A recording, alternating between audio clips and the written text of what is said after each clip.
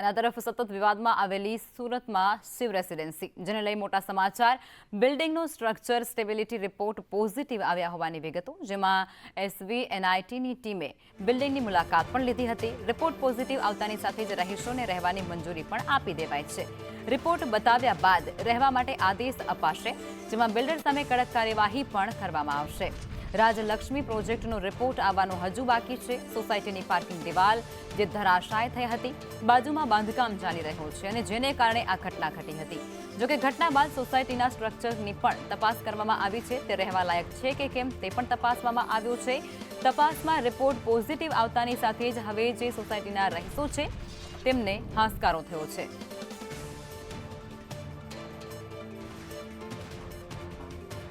સુરતના ભીમરાડ ખાતે શિવ રેસિડેન્સીની અંદર જે ઘટના બની હતી, જેના લઈને 400થી વધુ પરિવાર છે તે ઘર વિહોણા બન્યા છે અને તેને હવે આખરે જે ઘરનો આશરો છે તે ફરીથી મળવા જઈ રહ્યો છે. જોઈ શકાય છે કે વહેલી સવારથી જ શિવ રેસિડેન્સીના રહીશો છે તે આશરે 5 દિવસથી પોતાના ઘરથી દૂર રહ્યા હતા અને હવે જે SVNITનો સ્ટ્રક્ચર રિપોર્ટ આવ્યો છે તેમાં આ બિલ્ડિંગને કોઈ પણ પ્રકારનું નુકસાન નથી થયું તેવી વાત જાણવા મળી રહી છે. ખુશીની લહેર कही शकाय के पोतानो आशियानो मળી રહ્યો છે. अच्छा लग रहा है सब जनता को, मीडिया को और बिल्डर को, सबको बहुत बहुत धन्यवाद भैया. आप जब भी काम करो तो प्लीज़ हमारी बिल्डिंग को सेफ रख के आप करो आराम से, कोई दिक्कत नहीं. हमारी बिल्डिंग को कुछ प्रॉब्लम नहीं होना चाहिए.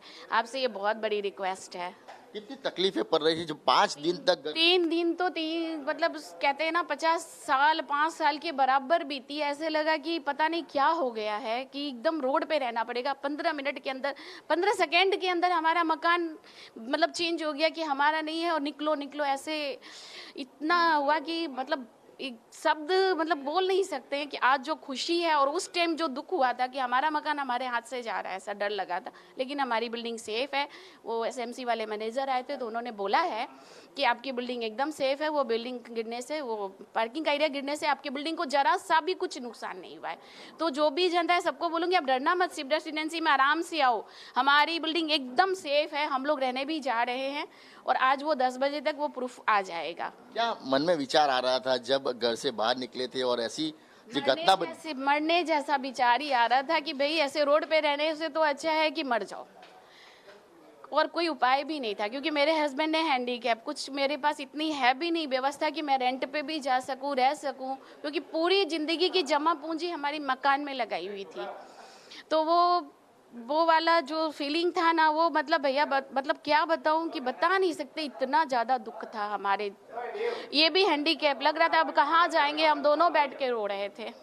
બિલકુલ અન્ય જે રહીશો છે તેની સાથે ભાઈ કેવું લાગી રહ્યું છે? તમારું આશિયાનું તમને મળવા જઈ રહ્યું છે? અમને અમારા આશિયાનું મળી ગયું, ખૂબ જ આનંદ થાય છે. 4 દિવસ પહેલાં જે ભયંકર અહીંયા અકસ્માત થયો હતો એના પછી એવું જ લાગતું હતું કે અમે ક્યાં જઈશું. પણ મીડિયા, કમિશનર, પોલીસ તંત્ર, SMC, કમિશનર બધાનો ફૂલ સપોર્ટ મળ્યો છે. એના ખૂબ ખૂબ આભાર છે.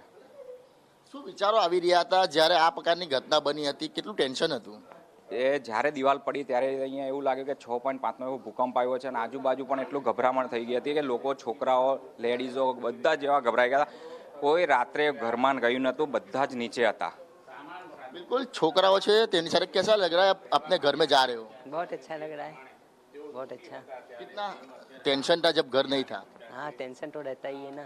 घर जा रही है, वो मैंने से खरीदा है. બિલકુલ મહેનતથી ખરીદ્યું છે. જોઈ શકાય છે કે આ શિવ રેસિડેન્સીના 400થી વધુ પરિવારને ફરીથી પોતાનું આશિયાનું મળવા જઈ રહ્યું છે. ત્યારે તમામ જે પરિવાર છે તેના ચહેરા પર અત્યારે ખુશી દેખાઈ રહી છે, કારણ કે સતત 4 થી 5 દિવસ આ પ્રમાણે તેઓ ટેન્શનમાં હતા કે તેમનું આશિયાનું મળશે કે નહીં મળશે, તેને લઈને અનેક સવાલો ઉઠી રહ્યા છે. અન્ય જે વેપારીઓ છે, જે રહીશો છે તેની સાથે વાત કરીશું. क्या कहोगे वापस घर वापसी? हम सामने डी में रहते हैं.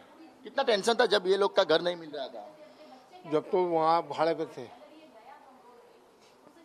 બિલકુલ તો શિવ રેસિડેન્સીના તમામ જે પરિવારો છે તેની ઘર વાપસી થઈ છે. 10 વાગ્યાના શુભ મુહૂર્તની અંદર આ તમામ લોકોને છે તે પોતાનું આશિયાનું ફરીથી આપવામાં આવશે. એટલે જે ભીમરાડની અંદર ઘટના બની હતી, 5 દિવસથી લોકો છે તે ઘર વિહોણા બન્યા હતા અને ફરીથી તેમને પોતાનું આશિયાનું મળવા જઈ રહ્યું છે, ત્યારે ખુશીની લહેર જોવા મળી રહી છે તમામ પરિવારના ચહેરા પર.